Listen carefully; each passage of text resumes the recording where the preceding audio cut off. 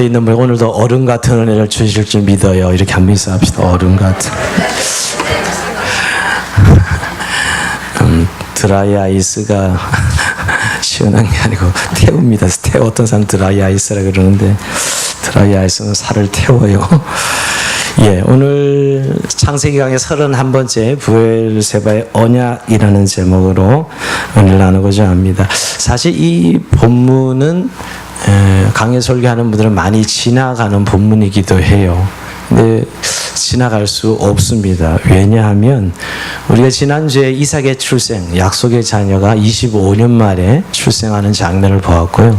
다음 주에 살펴볼 22장이 그 유명한 드디어 이삭을 모리아 산에 번제로 드리는 사건이 나오거든요.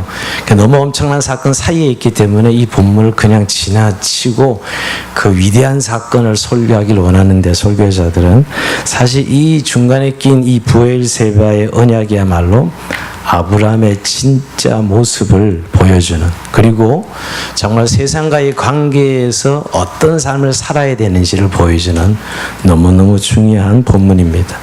자, 오늘 내용은 간단합니다.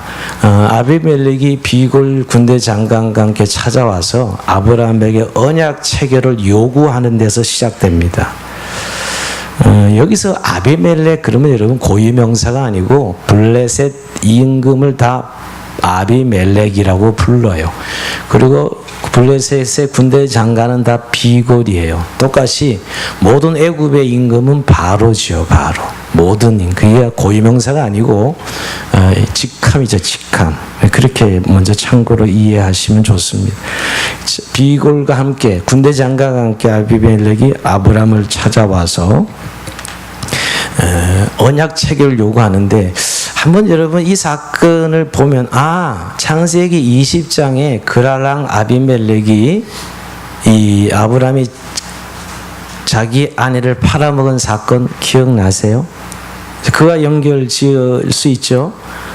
사실은 아브람이 자기 일신상의 유익과 안위를 위해서 결국 아비멜렉에 자기 아내를 내어주는 그런 사건인데, 하나님은 오히려 아비멜렉을 책망하고 아브람 편을 들어서 약간 우리가 어리둥절하기도 한 본문이었고, 결국 아브람의 기도를 통해서 아비멜렉 회복되는 장면을 창세기 20장에서 이미 살펴본 바가 있습니다. 근데 오늘 웬일로 지금 아비멜렉이 아브람을 찾아왔느냐는 거예요. 우리가 상식적으로 여러분 조약을 맺기를 원할 때는 약자가 주로 강자에게 우리 서로 싸우지 말자, 이게 언약 체결을 하는 장면 아니겠어요? 약자가 강자에게 자기 안위를 위해서 야 우리 싸우지 말자, 이래야 이게 상식인데, 오늘 앞만 본문을 봐도 여러분 아비멜렉은 그 당시에 그랄 지역에 블레셋 지역의 왕이었어요. 아브람 그래봤자 일개 부족의 족장이 지나지 않아요. 그러니까 강자는 아비멜렉이고요, 약자는 아브람인데 어쩐 일로 이 아비멜렉이 오히려 아브람을 찾아와서 그것도 우리 더 이상 이제 싸우지 말자고 불가침 조약을 체결하고자 할까요? 오늘 이 질문이 잘 이해가 돼야 돼요. 결론부터 이야기한다면 여러분, 아비멜렉이 이렇게 조약을 체결하기를 원했던 것은 아브람에게 함께 하시는 하나님을 보았기 때문에요. 오늘 성경이 그렇게 증언하고 있어요.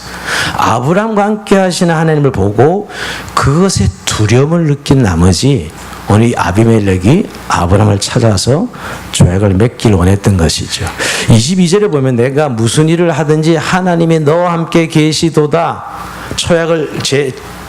조약 체결을 요구하면서 오늘 이 자기도 모르게 입에서 나오는 아비멜렉의 발언은 네가 무슨 일을 하든지 모든 일에 하나님의 함께 하심을 보았다, 이렇게 이야기를 합니다.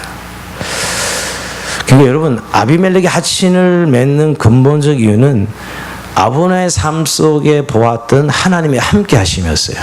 이것이 아비멜렉의 마음에 두려움을 줬던 것이죠. 근데 여러분 도대체 무엇 때문에 아비멜렉에게 보인 아브라함의 삶 속에 함께 하시는 하나님이 무엇이길래 여러분 이 아비멜렉이 강자인데도 불구하고 두려워서 아브라함에게 조약 체결을 요구했을까요?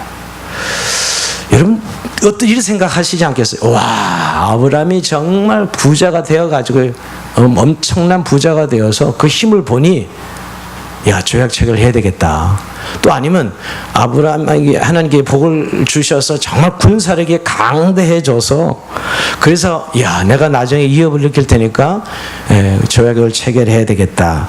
이런 생각을 하지 않습니까, 여러분? 흔히 하나님이 함께 하셨다 하면 아브라함이 부자가 되고 아브라함이 막 군사력이 강해지고 막 강대해져서 그래서 아비멜렉이 두려워서 조약을 체결하러 온 것이 아닐까 이렇게 생각하기 쉽습니다. 근데 여러분 그렇지 않습니다. 분명한 건 여러분 지금 전제의 말씀은 아비멜렉은 한 나라의 왕이고요. 군대 장관을 대동하고 올 정도로 군사력과 경제력을 말하면 아브라함과 아비멜렉은 급이 달라요. 요즘 말로 급이 다르다고. 왕과 하나의 족장에 지나지 않는데 무슨 군사력이 와 강대해진 걸 보고 또 경제력이 하나님 함께 부자 되게 한 걸 보고 야 너가 두려우니 조약을 체결하자 이것이 아니라는 것이에요. 오히려 결론부터 이야기하면 여러분 아비멜렉이 아브라함을 봤어요. 하나님이 함께 하시는 삶을 사는 아브라함을 보면서 두려움을 느낀 것은 자기와 다르게 살아가는 삶 그리고 그 속에 있는 하나님의 함께 하심이 주는 두려움이에요. 적어도 아브라함은 자기처럼 살지 아니하고 세상은 항상 힘을 추구하고 세속적 권력과 힘을 추구해서 그 힘으로 남들을 누르고 자기의 잘남을 표현하는 것이 세상의 삶 방식인데 아브라함은 그렇게 살지 않더라 이거예요. 거기에 대한 두려움이죠. 그래서 너를 보니 하나님이 함께 하시더라 하는 것이었어요. 그러니까 여러분 아브라함에게 있는 세상적인 힘이나 권력 때문에 아비멜렉이 두려워서 조약을 체결하고자 한 것이 아니라는 거예요. 자, 뭘 통해서 이제 알 수 있냐면 그 다음에 푸는 사건을 보면 알 수가 있습니다. 자, 24절 25절 한번 읽어봅니다. 24절 25절 시작. 아브라함이 이르되 내가 맹세하리라 하고 아비멜렉의 종들이 아브라함의 우물을 빼앗은 일에 관하여 아브라함이 아비멜렉을 책망한대. 여러분 지금 체결하고자 하니까 아브라함이 뭘 들고 나오냐면 너 지난날에 내가 우물을 팔 때마다 내 우물을 너희가 빼앗아 갔지. 그것을 항의하는 아브라함을 발견할 수 있어요. 여러분 잘 보세요. 자, 아비멜렉이 아론을 찾아와서 정말 네가 하는 모든 일에 하나님께 하신다 칭찬을 했지만 정작 아브라함은 늘상 거기 살 때 아비멜렉의 종들에 의해서 허구한 날 자기가 판 우물을 빼앗기는 삶을 살았다고요. 늘 우물을 빼앗기는 삶을 살았어요. 그런데 그 우물은 여러분 어떤 의미냐? 그 당시에 생존에 직결된 문제예요. 우물이 없으면 죽음을 의미해요. 재산 목록 1호예요. 그 당시는. 이 지역의 우물은 그들의 생존인데 이걸 파면 빼앗기고 파면 빼앗겼다 이 말이에요. 여기서 알게 되는 건 여러분 절대로 아브라함이 세상적인 힘과 부가 많아서 하나님이 함께함을 본 게 아니라는 거예요. 그렇잖아요. 여러분 만약에 정말 아브라함이 강자였다면 아브라함도 여러분 꽤 그래도 부족의 족장이니까 가설이 꽤 많았어요. 지난번에 조카 롯을 구하러 갈 때 318명의 군사를 이끌고 가는 모습을 봤어요. 아마 가설이 적어도 1000여만 되지 않았을까. 그 정도 군사력을 끌고 갈 정도면 그래서 아브라함이 아주 작은 것은 아니었어요. 그 정도 군사력이라면 여러분 아비멜렉의 종들이 우물을 빼앗으러 왔을 때 마음만 먹었다면 뺏기지 않고 전쟁을 불사하고 싸울 수 있었다니까요. 근데 아브라함은 그렇게 살지 않았다는 거예요. 싸우고 전쟁을 치르지 않고 오히려 양보하고 뺏기는 쪽으로 그렇게 살았어요. 이게 나중에 이삭이 그대로 아버지를 닮아서 똑같이 우물을 파면 뺏기고 하는 것이 또 나타나요, 여러분.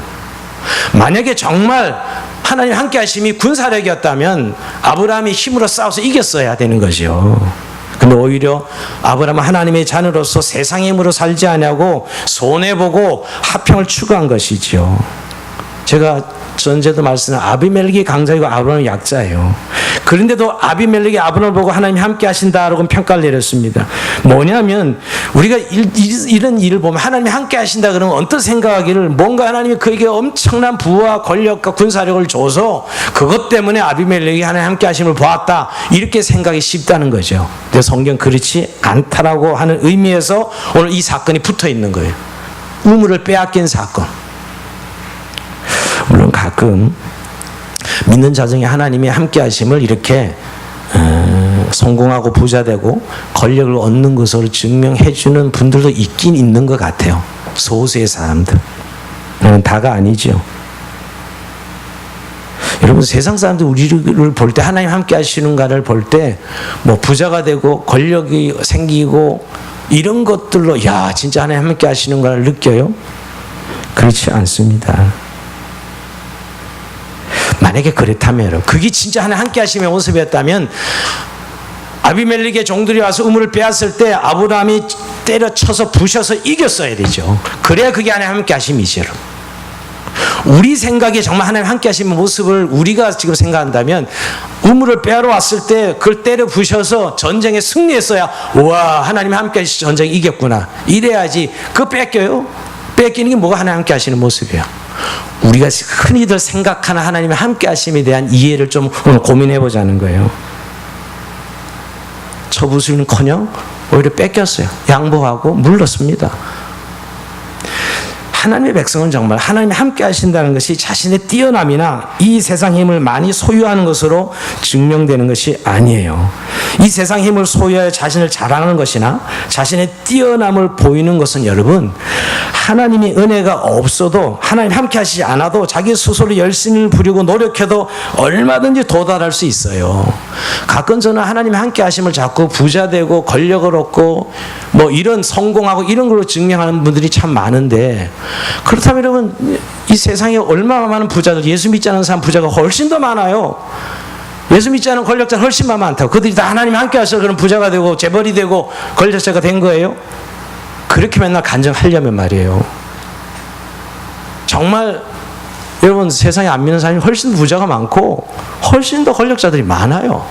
근데 꼭 그걸 하나님이 함께 하시는 증거로 삼았다 생각하게 할 수 있겠냐는 거예요. 여러분 믿지 않는 사람은 오히려 거치는 게 없어서 오직 돈, 오직 권력 그러면 얻을 수 있어요 쉽게 여러분. 오히려 안 믿는 사람은 우리는 각자의 하나님의 계획이 있고 각자의 하는 은사가 있고 계획이 있기 때문에 그렇게 할 수 없지요 오늘 우리들은 하나님 자녀가 되면. 그렇다면 여러분 정말 성도가 하나님이 함께 하심으로 나타난 증거는 무엇일까요? 도대체 아비멜렉이 뭘 보았기에 야 너는 모든 일에 하나님 함께 하시는구나 라고 이렇게 고백할 수 있었을까요? 그것은 여러분 쉽게 손해를 감수하는 사람이었어요.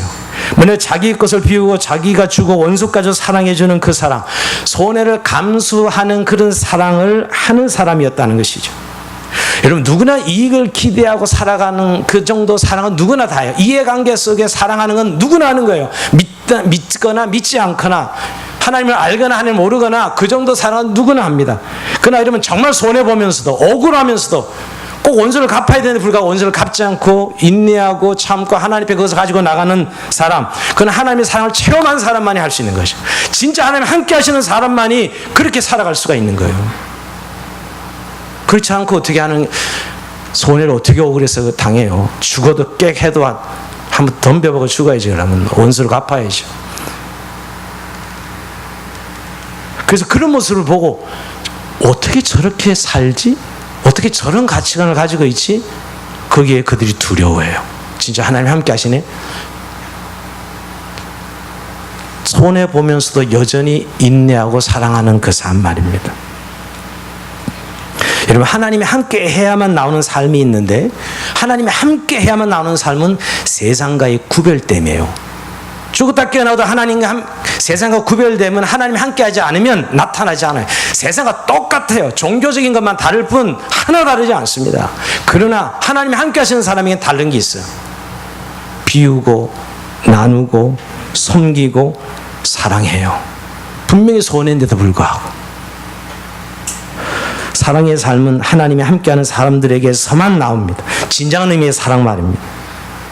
거기서 비로소 세상은 정말 저들은 하나님이 함께 하시는 사람들이구나, 그 다름을 발견합니다. 나와 다름을 발견, 우리와 다름을 발견해. 안 믿는 사람들이. 그래서 오늘 여러분, 이 우물을 늑탈당한 사건이 그래서 붙어 있는 거예요. 우물을 늑탈당하고 뺏기고 양보하는 그 모습이 사실은 아비멜렉은 오히려 두려웠던 것이에요. 끝까지 악착같이 안 뺏기려 싸우려고 그러고 꽥하더라도 원수를 갚아야 되는데 그렇지 않다라는 것이죠. 그동안 아브라함은 우물을 빼앗기면서 손해를 보면서도 화평을 위해서 인내하면서 참은 것이죠. 그것을 보고 아비멜렉은 정말 너는 하나님이 함께 하시는구나. 여러분, 우리가 세상 사는 사람들 우리를 볼 때 정말 하나님 함께 하신다는 걸 뭘로 아냐고요? 우리의 섬김, 우리의 나눔, 우리의 원수까지도 사랑하는 사랑, 이런 거예요. 이건 세상이 닮으려고 해도 닮을 수가 없는 거예요. 왜? 그들은 하나님이 없기 때문에. 근데 하나님의 사랑을 체험한 사람은, 십자가의 사랑을 체험한 사람은 그럴 수밖에 없죠. 이빨이 부득부득 갈리긴 해도 용서하는 거죠.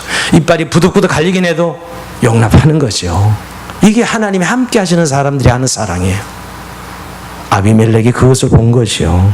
정말 우리의 삶에 하나님 함께함이 있느냐는 거예요. 우리가 증명해 보이려고 하는 것, 뭔가 부자가 되고 성공해서 하나님 함께 하시는 게 아니라, 아비멜렉이 진짜 두려웠던 건, 아비멜렉 한 나라의 국가의 왕이고 한 족장이 두려웠던 것은 그것이 하나님이 함께하는 그 모습 속에 그가 사랑하고 섬기고 예배자로 살아가는 그 모습이 두려웠던 것이지요.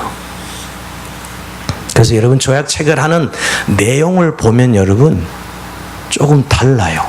자, 오늘 여러분 이 27절에 보면 아브라함이 양과 소를 가져다가 아비멜렉에게 주고 두 사람이 서로 언약을 세우니라. 아니, 강자가 와서 선물을 주고 조약을 맺어야 될 것 같은데 그게 아니고 오히려 조약을 맺는데 아브라함이 소와 양을 줘. 그리고 조약을 체결해요. 이게 뭔가 어떤 의미가 있냐면, 예수 믿는 사람이, 하나님의 사람이 세상을 위해 존재하고 주는 모습이에요. 언약을 체결해. 그러니까 세상은 정말 예수 믿는 사람 때문에 세상에 망하지 않고 살아가고 있다는 사실을 알아야 돼요. 하나님을 믿는 그리스도인들이 이 세상에 날마다 하나님 앞에 탄원하고 기도에 올리고 그리고 의를 지키고 있기 때문에 이 세상에 망하지 않고 존재하는 것이죠. 그래서 오늘 주는 자의 모습으로 보입니다. 아브라함. 이거 사실 아비멜렉이 줘야 되는데 완전 거꾸로죠, 여러분. 그리고 또 한 가지 좀 의외의 사건은 조약 체결할 때 7 암양 새끼를 주면서 조약 체결해요. 자, 28절에 보면 아브라함이 7 암양 새끼를 따로 놓으니 아비멜렉이 아브라함에게 이르되 이 7 암양 새끼를 따로 놓으면 어찌미냐? 아브라함이 이르되 너는 내 손에서 이 암양 새끼 7을 받아 내가 이 우물 판 증거를 삼으라고 두 사람이 그래서 맹세하였으므로 그것을 부엘세바라 이름하였더라. 자, 이제 오늘 조약의 내용이 아주 구체적이에요. 부엘세바란 조약을 맺어요. 이게 7 암양 새끼를 주고 맺은 언약인데 여러분, 부엘이라는 우물이라는 뜻이에요. 부엘은 우물이고요. 세바는 처음에 7이라는 숫자. 7은 여러분 완전성을 의미해요. 불변성을 의미해요. 그래서 7이라는 숫자를 언약이라는 단어를 쓰는 거예요. 언약. 그러니까 7개 우물이라고 표현할 수도 있고요. 해석할 때 7개 우물, 또 우물의 맹세, 우물 언약, 이렇게 해석할 수 있는 거예요. 7이라는 숫자가 이스라엘은 완전수기 때문에 불변함을 의미하고 거기에 언약의 개념을 같이 사용하고 있어요. 이 세바가 7이면서도 완전수를 의미해요. 부엘은 우물이고, 그러니까 우물 언약이 되는 거죠. 그러니까 7 암양 새끼를 주면서 이 자기가 이제 여기 우물을 팔 때 이 우물을 이제 지켜줘야 된다. 더 이상 우물을 너희가 와서 뺏으면 안 된다는 의미로 7 암양 새끼를 주면서 언약을 맺었다는 거예요. 자, 여기서 여러분 아브라함의 가진 삶의 가치와 모습을 우리가 좀 눈여겨봐야 됩니다. 사실 이 부엘세바가 그래서 이제 뭐가 되죠? 나중에 이스라엘의 국경이 돼요. 남쪽 최남단이 부엘세바고 북쪽이 단에서 부엘세바까지, 이게 이스라엘 국경이에요. 계속 구약에 단에서 부엘세바까지 이게 이스라엘 국경이 됩니다. 여러분 잘 생각해 보면 하나님이 아브라함에게 자녀를 약속했는데 이삭을 얻었어요. 21장에. 그리고 땅을 약속했죠. 나와 우리 후손들에게 줄 땅에 대한 늘 하나님의 약속을 기억하고 있었기에 오늘 족장이 찾아서 이 계약을 맺으면서 오늘 7 암양 새끼를 주면서 부엘세바라고 맹세를 맺자 하는 의미는 약속의 땅에 대한 아브라함의 생각이 표현된 거예요. 단순히 자신의 안이나 자신의 무슨 이익을 위해서 무슨 아비멜렉의 무엇을 요구하지 아니하고 오히려 자신이 소와 양을 주면서 7 암양 새끼를 주면서 맹세의 우물, 이 우물의 증거를 삼아 땅을 경계로 삼는, 그래서 여러분 이 땅이 결국은 하나님의 언약을 기억하는 행위란 말이에요. 이 언약 체결이 말이에요. 실제로 이 일은 430년 후에 이스라엘 백성들이 출애굽에서 가나안 땅에 들어갈 때 국경이 되고요. 실제적인 이 땅의 국경은 다윗 시대에 이 땅이 완전한 자기 땅이 돼요.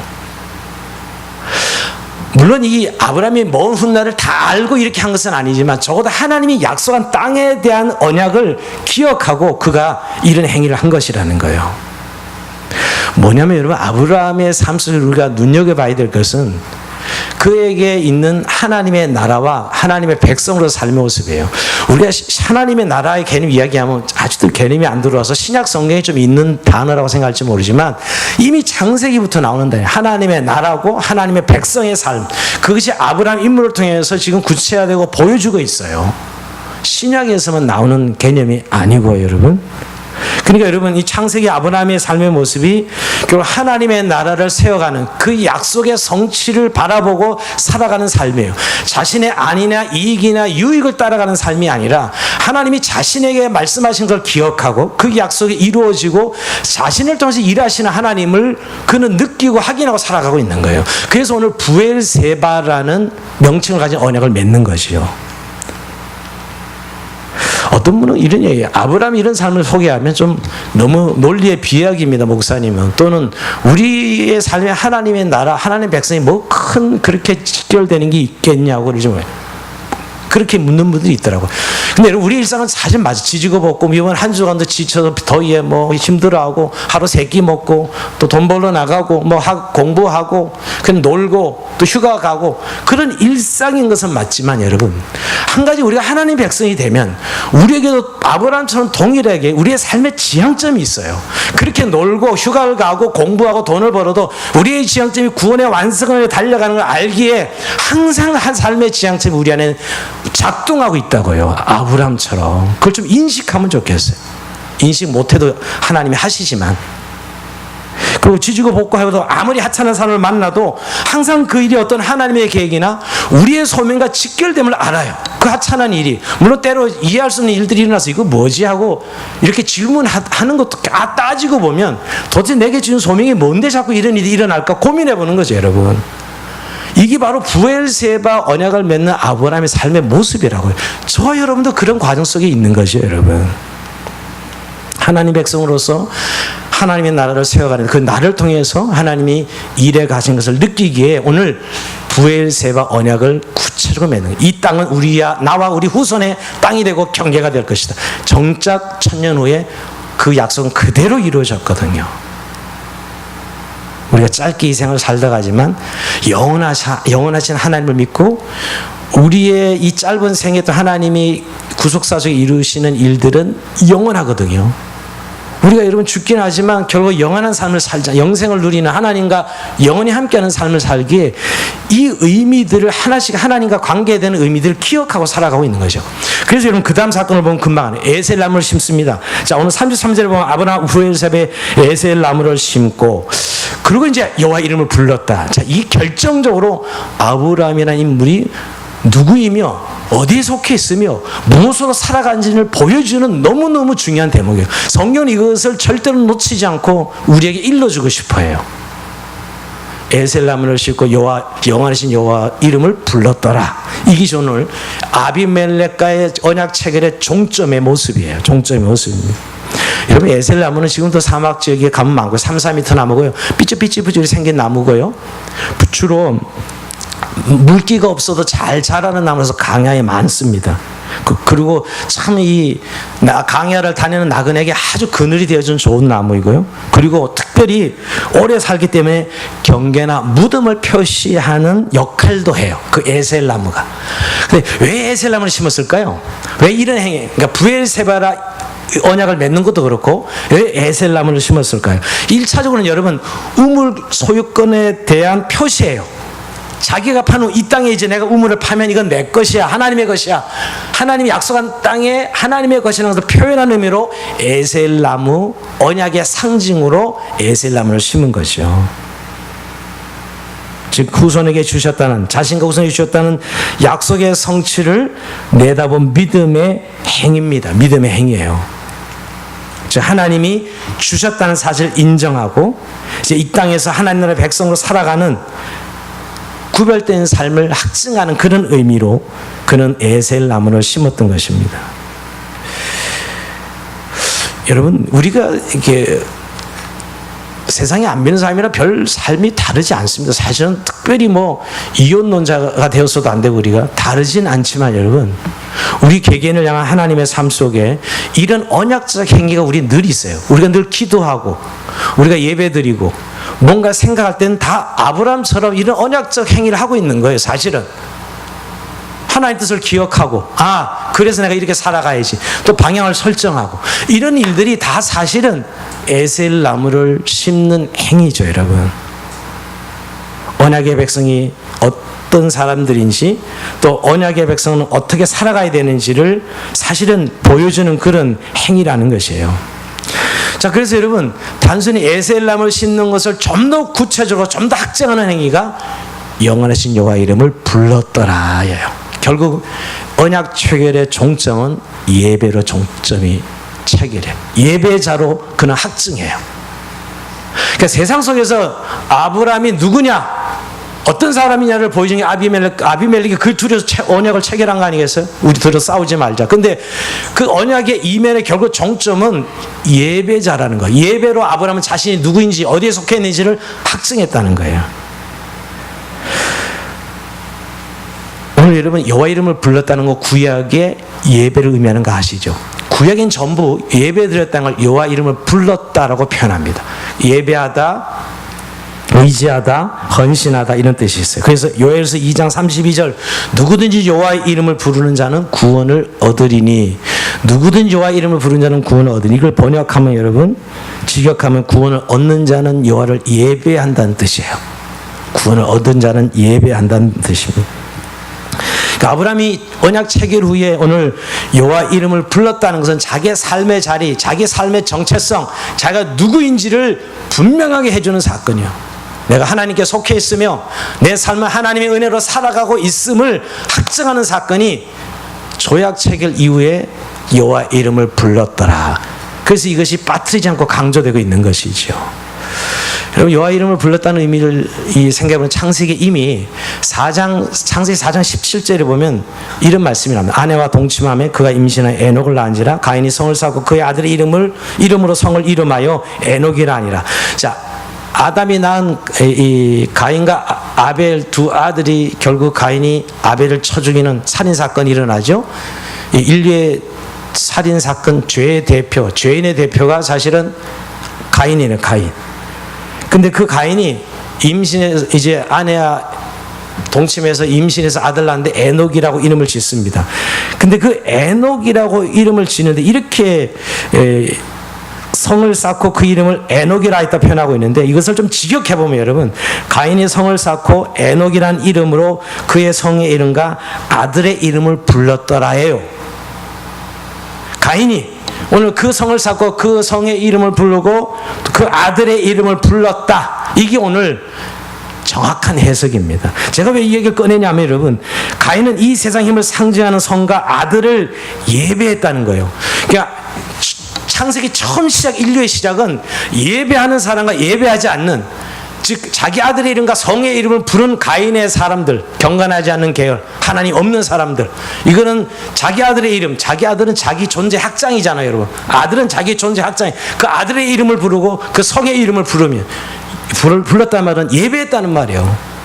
그러니까 여러분, 세상에 안 믿는 사람, 하나님이 없는 사람들은, 늘 죄인들은 세상의 힘을 예배하고 돈을 예배하고 명예를 예배하고 결국 자기를 예배해요.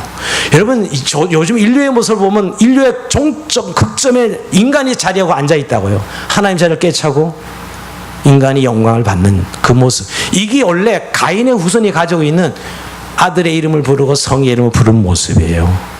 이게 하나님 없는 백성의 삶의 모습이죠. 근데 여러분, 아벨이 죽고 나서 하나님이 누구를 대신 주죠? 그 아벨 대신에 셋을 줍니다. 셋. 자, 4장 26절 한번 읽어봅니다. 시작.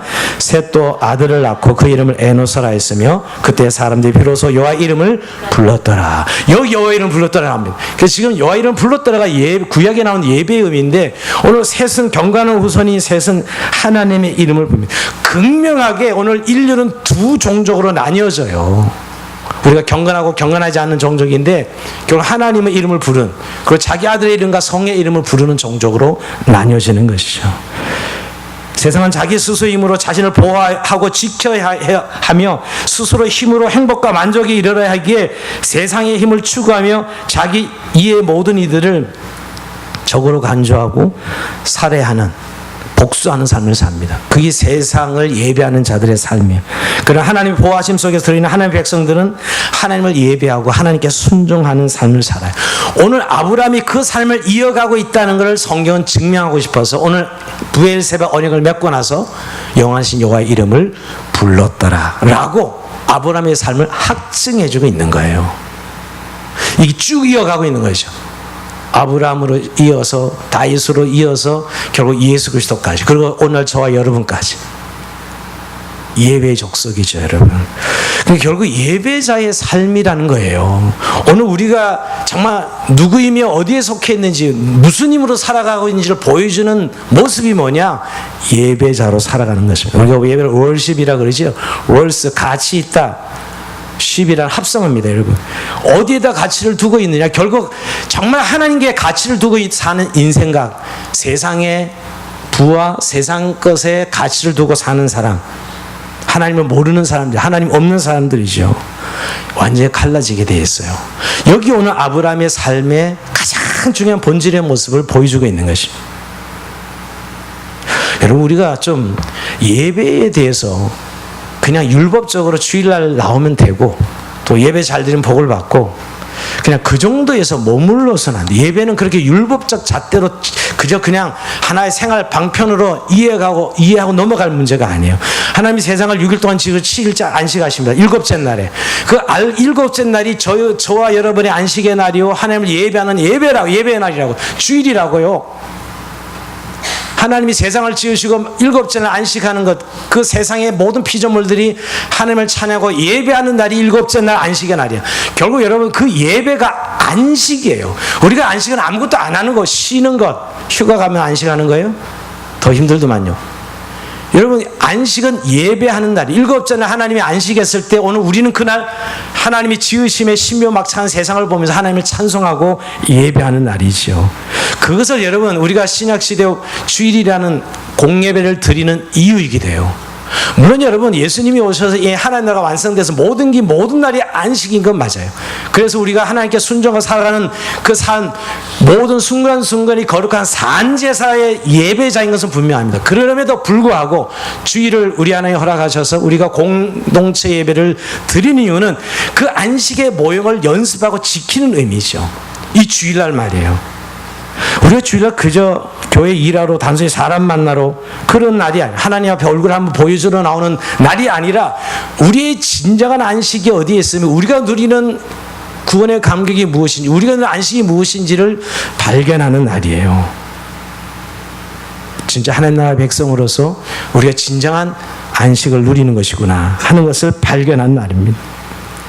여러분, 우리가 이 안식일, 이 주일을 지킨다는 의미에 정말 주일을 가볍게 여기고 예배 주일날 드리는 공동체 예배가 내 삶의 중심에 오지 않는다면, 아직은 여러분 이런 생각을 좀 가끔, 혹시 저분은 다른 것으로 안식을 삼고 있지 않나, 혹시 돈으로 어떤 시간 속에 편리함으로 안식을 누리고 있지 않는가.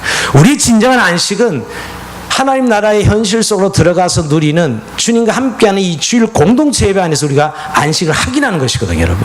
내가 누구이며 누구에 속해 있으며 무엇으로 살아가는지를 이때 확인하고 그 구원의 감격을 누리고, 내가 정말 누리는 안식은 하나님 안에서 누리는 이것이라는 사실을 확증하는 날이죠. 그래서 여러분, 하나님께서 세상을 다스리고 정복하고 다스리고 정복하라 그러죠. 우리가 6일 동안 세상을 정복하고 다스리고 살아서 7일째 안식하는 날 하나님 앞에 나와서 내가 하나님 앞에 정복한, 돈을 정복하고 세상의 모든 이 유혹을 정복하고 하나님 앞에 드려지는 이 예배가 진짜 예배인 거거든요. 근데 오히려 그 정복하지 못한 것 때문에 주의를 못 지켜. 돈에 정복당하고 편리에 정복당하고 노는 레저에 정복당해서 이 진정한 안식이 어디서 오는지를 누리지 못하는 사람들을 요즘 많이 발견하게 됩니다.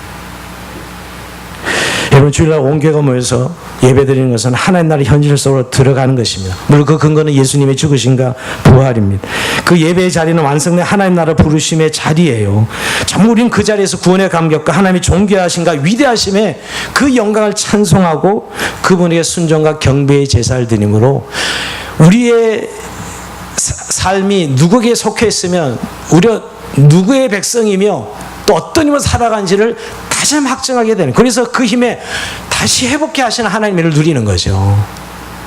여러분, 우리가 이렇게 더위에 지쳐왔는데 예배도 그냥 더워서 오늘도 빨리 예배 끝나고 집에 빨리 가서 쉬면 좋은데 설교는 왜 이렇게 쓸데없는 걸 길게 하나, 이렇게 생각하시는 분 있을 거예요.